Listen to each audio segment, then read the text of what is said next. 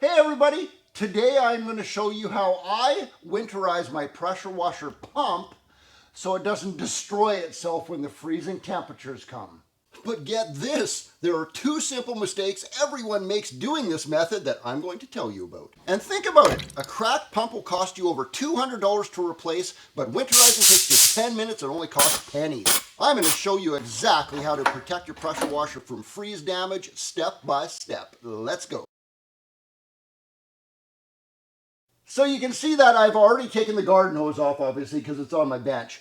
The second thing that you need to do is disconnect your high pressure hose and wand. Just unscrew that and pull that off too. Oh, got some water coming out of there. Maybe I should have released the pressure. Oops. I take my hose and wand outside, and what you want to do is just drain the water out of that. It's dry now, there's no water in there, it can't freeze and hurt anything. I'm going to show you something else in a second too in regards to that. Contrary to popular belief, this entire pump is not full of water. A lot of people think that the whole thing has water in it. This just has oil in it. The only part that has water in it is what I call it's the pump manifold. It's just this little bit on the end here. It holds very little water. Now the problem is, it holds a little water, you leave it sitting through the winter and it freezes, water expands and will break that pump. It will crack that pump apart, and if that happens to you, these things aren't inexpensive. They're not cheap.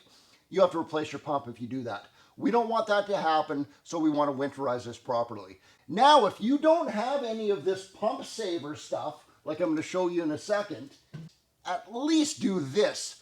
Common sense. There's water in there. It's going to freeze and expand and break your pump. Get rid of the water.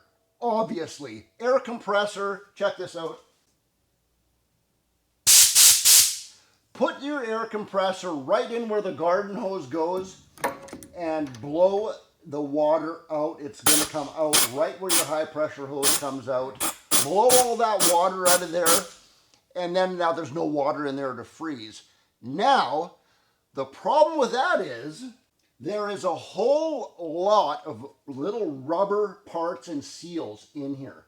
If you just blow that water out of there, all those little rubber parts in there can dry out over the winter and crack, and then you might still have a leak in there when you fire it up in the springtime again. So the best way to do this is to replace the water in that manifold with antifreeze. Come on, it's antifreeze. Here's a couple options right here for you. There's an aerosol one. What is that? That's a Briggs & Stratton pump saver.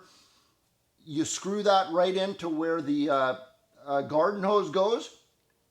Aerosol, you shoot that in there and it replaces the water, protecting all those little rubber parts and everything in there. This is the one I like the most. It's a squeeze bottle. The reason I don't like those little aerosol ones is because that's good for treating your pump maybe like 2 times and then you throw it in the garbage. You got to buy a new one. I really like these little squeeze bottle ones like that because you use it and then when it's out, you can save the bottle and reuse that bottle. You just refill it with RV antifreeze or plumbing antifreeze. It's the same thing in there. You just refill that and you can keep using that. It's the bottle that you want.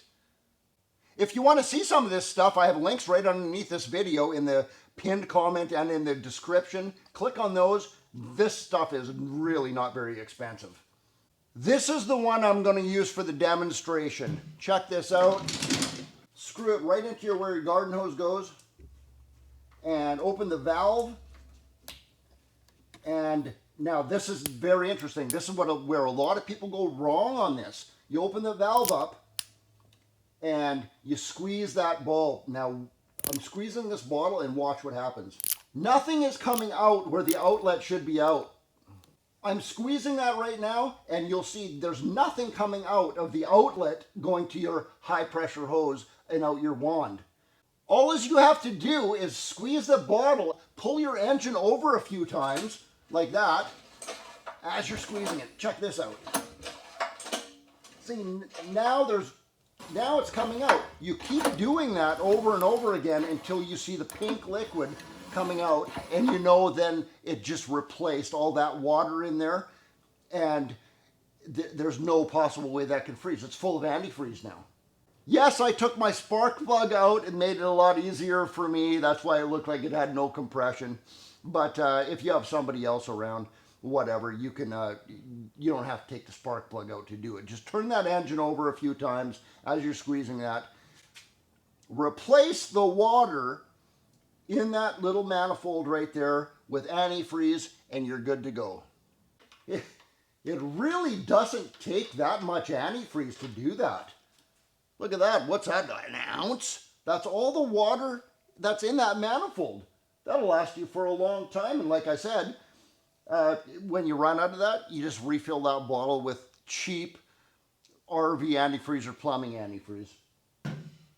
Oh yeah, on another note, there are some people out there that will leave their wand and hose hooked up, and they will do that same procedure and fill the manifold up. They'll fill the whole wand, the whole hose up until they hold that wand and it squirts out the end.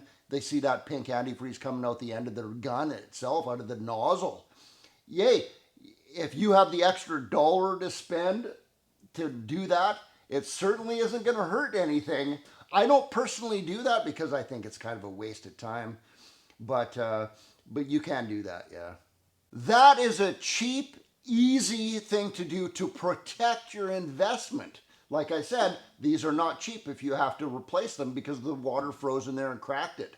I mean, what was that, 50 cents worth of antifreeze we put in there? It's ridiculously cheap. Now that was for winterizing the pressure washer pump itself. Nothing to do with the engine, because I already have a whole bunch of videos on winterizing the engine. Again, right in the description, in the pinned comment, I have some links there for you. Get back to the engine winterizing. Check those out when you get a chance. Give me that thumbs up button, guys. I really appreciate that. Hit that like button. Subscribe to my channel if you already haven't. Share this video with your friends.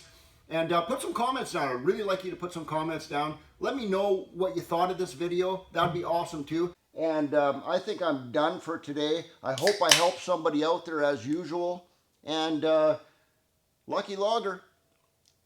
Be safe, everybody. Cheers. Steve out.